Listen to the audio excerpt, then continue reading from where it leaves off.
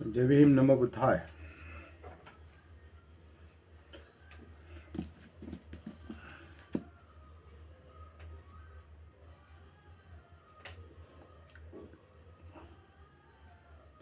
कल हम जिसका जिक्र कर रहे थे उस संदर्भ से हम शुरुआत करेंगे। आरोग्य परमा लाभा संतुष्टि परमं धनं विश्वास परमायाति निब्बानं परमं सुखं। इसमें आरोग्य परम लाभ है, संतुष्टि परम धन है, विश्वास कॉन्फिडेंस विश्वास परम मित्र है, परम ज्ञाति है, रिश्तेदार है, और निब्बान परम सुख है। ये गाथा, धम्मपद की गाथा बाबा साहब के हस्ताक्षर में हम देख रहे हैं। तो इसमें जो निब्बान का विषय है और निब्बान का विषय हमारा चल रहा है। तो Buddha and Dhamma book 3 part 3 का तीसरा हिस्सा और उसका भी हाफ पार्ट कल हो गया। तीसरे हिस्से का आधा भाग कल देखा है। आज हम बचा हुआ भाग पूरा करेंगे और इस जटिल विषय को हम देखने की थोड़ी कोशिश करेंगे। ये विषय एक ही रीडिंग में, एक ही वाचन में पूरा होगा ऐसा हम नहीं कह सकते। इसको बहुत कुछ चिंतन की आवश्यकता है, बार बार पढ़ने की आवश्यकता है, संदर्भ देखने की आवश्यकता है, और जैसे बाबा साहब की अपेक्षा है सही गलत को पहचानने की भी आवश्यकता है। मूल स्रोत की दृष्टि से, अनुवाद की दृष्टि से और अनुभव की दृष्टि से सारी बातें एक साथ समझ लेना आवश्यक है। इस बात को सती के साथ, जागृति के साथ मन में रखकर हमें काम आगे ले जाएंगे। भगवान बुद्ध के निब्बान के सिद्धांत के बारे में बहुत सी गलत फहमियाँ है। ये बात अभी बाबा साहब यहाँ पर समझा रहे हैं।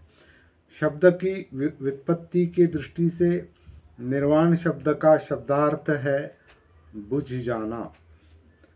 शब्द की इस व्युत्पत्ति को लेकर आलोचकों ने निर्वाण को दो कौड़ी का नहीं रहने दिया, उसे एक सर्वथा बेहुदा सी चीज बना दिया है। उनका कहना है कि निर्वाण का मतलब है सभी प्रवृत्तियों का बुझ जाना, अर्थात मृत्यु।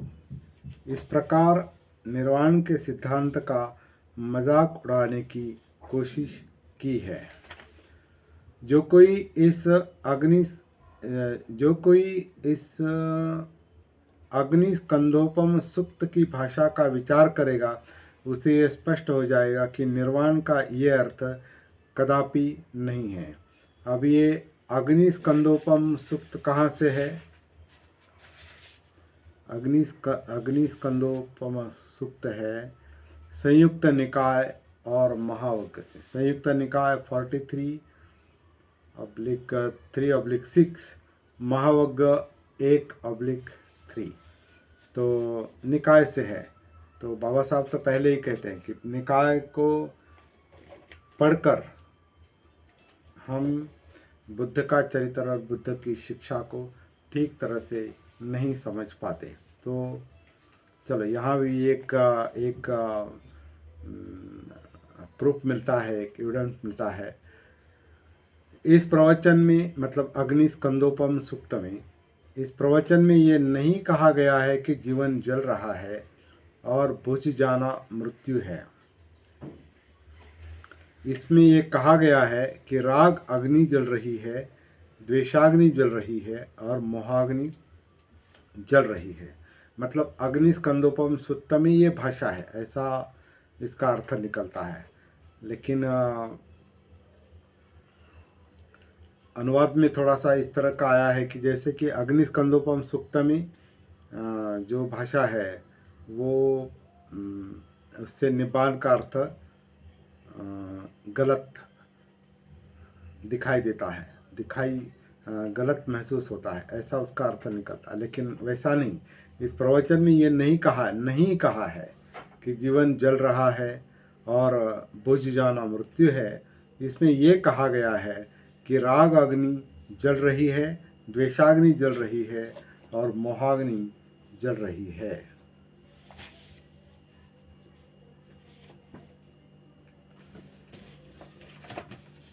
थोड़ा हम अभी मूल ग्रंथ देखते हैं।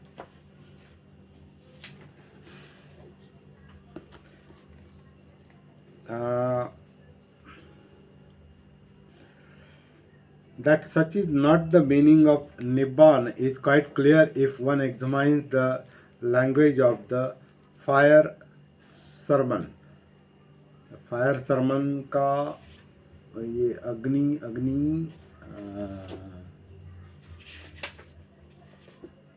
अग्नि स्कंदोपम सुक्त, तो फायर सरमन इस सुक्त से है, ऐसा बंते जी के फुटनोट से पता चलता है। वो सुक्त का नाम यहाँ पर बाबा साहब के मूल इसमें नहीं है, उन्होंने केवल फायर सरमन कहा है। अब ये फायर सरमन यानी अग्नि विषय पर जो सरमन है, प्रवचन है, वो इसी सूत्र से है, ये हम नहीं कह सकते। लेकिन फायर सरमन ऐसा शब्द उन्होंने बताया है बाबा साहब ने। तो the fire sermon does not say that life is burning and death is extinction, it says passions are on fire. इतना ही कहा है, passions are on fire. The fire sermon does not say that the passions must be extinguished completely. It says, do not add fuel to the flame. अब ये जो हमने अंग्रेजी में पढ़ा है, इसका विश्लेषण, इसका ट्रांसलेशन, अभी ट्रांसलेशन भी है और इसमें कुछ ऐड भी किया है। इस प्रकार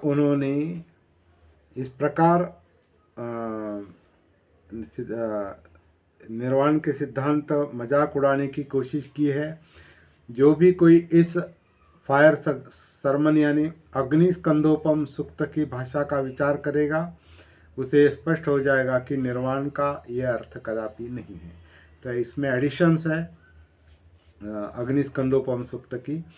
इस प्रवचन में ये नहीं कहा है कि जीवन जल रहा है और बुझ जाना मृत्यु है। इसमें ये कहा है कि राग अग्नि जल रही है, द्वेष अग्नि जल रही है, मोहाग्नि जल रही है, पैशंस आर बर्निंग। इतना ही शब्द प्रयोग बाबा साहब ने किया है। तो उसका विश्लेषण पंते जी ने ऐड करके लिखा है कि राग अग्नि जल रही है, द्वेषाग्नि जल रही है और मोहाग्नि जल रही है। इस अग्नि स्कंदोपम सुक्त में ये कहीं नहीं कहा गया कि आदमी की हर प्रकार की प्रवृत्तियों का मूलोच्छेद कर देना चाहिए। इसमें आग में घी डालना ही मना किया गया है। तो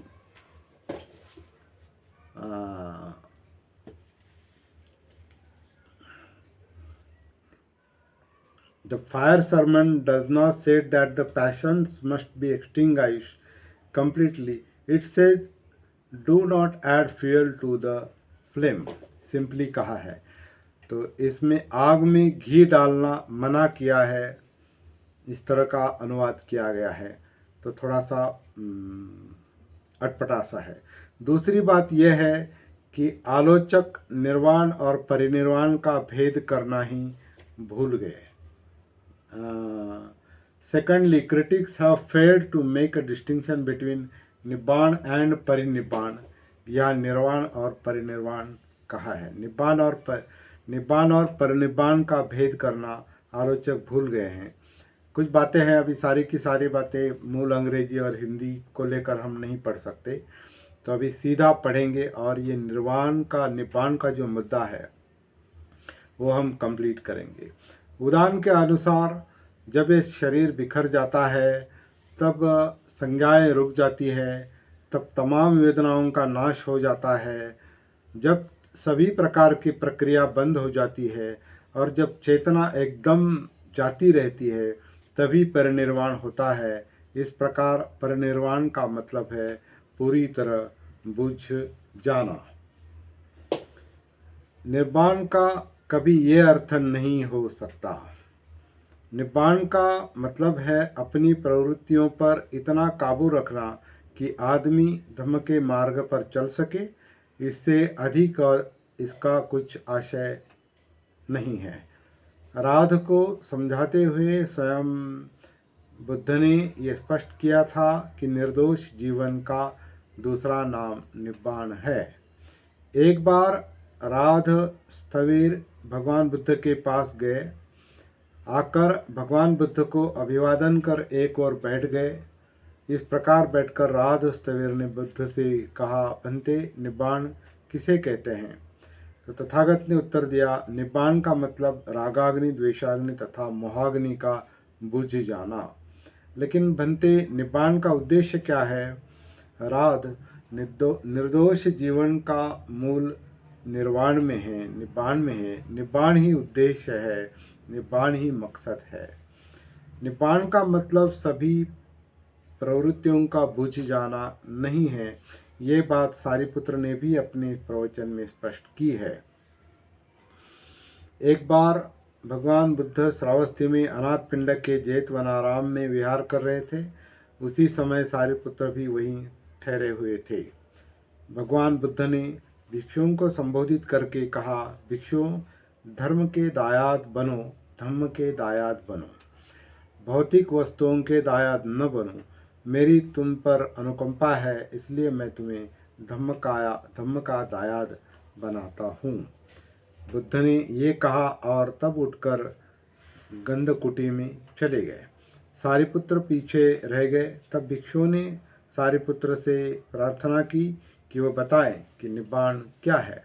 तब सारिपुत्र ने भिक्षुओं को उत्तर देते हुए कहा, भिक्षुओं, लोभ बुरा है, द्वेष बुरा है।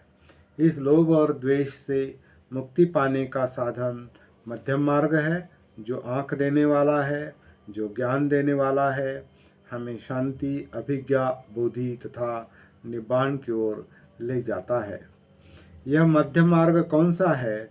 यह मध्यम मार्ग आर्य अष्टांगिक मार्ग के अतिरिक्त कुछ नहीं है। यही सम्यक दृष्टि, सम्यक संकल्प, सम्यक वाणी, सम्यक कर्मांत, सम्यक आजीविका, सम्यक व्यायाम, सम्यक सति तथा सम्यक समाधि, भिक्षुओं, यही मध्यम मार्ग है। भिक्षुओं, क्रोध बुरी चीज़ है, द्वेष बुरी चीज़ है, ईर्ष्या बुरी चीज़ है, मात्सर्य बुरी चीज़ है, कंजूसपन बुरी चीज़ है, लालच बुरी चीज़ है, ढोंग बुरी चीज़ है, ठगना बुरी चीज़ है, उद्धतपन बुरी चीज़ है, मोह बुरी चीज़ है तथा प्रमाद यानी अजागृति, सती न होना, प्रमाद बुरी चीज़ है। तो मोह तथा प्रमाद के नाश के लिए मध्यम मार्ग है, जो आँख देने वाला है, ज्ञान देने वाला है, हमें शांति, अभिज्ञा, बोधि तथा निब्बाण की ओर ले जाने वाला है। निब्बाण आर्य अष्टांगिक मार्ग के अतिरिक्त और कुछ है ही नहीं। इस प्रकार सारिपुत्र ने कहा। प्रसन्न चित्त भिक्षु सारिपुत्र का प्रवचन सुन प्रमुदित हुए। निब्बाण के ये जो संदर्भ है, ये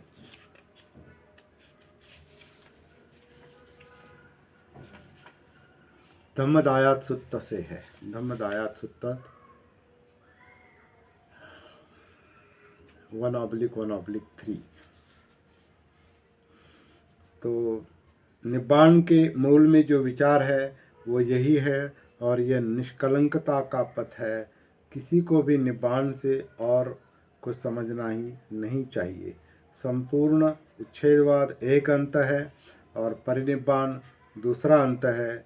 निब्बाण मध्यम मार्ग है। यदि निब्बाण को इस प्रकार ठीक तरह से समझ लिया जाए तो निब्बाण के संबंध में सारी गड़बड़ी दूर हो जाती है। इस तरह निब्बाण का ये पूरा विश्लेषण है। इस पर डिटेल में अभ्यास करना, अध्ययन करना और चिंतन करना, चर्चा करना और विषय को ठीक तरह से समझ लेना, ये आवश्यक है। आज के लिए मेरे ख्याल से इस महत्वपूर्ण टॉपिक पर यहीं पर रुकते हैं। अगला टॉपिक लें, कल हम नहीं देख सकते क्योंकि कल इतवार है।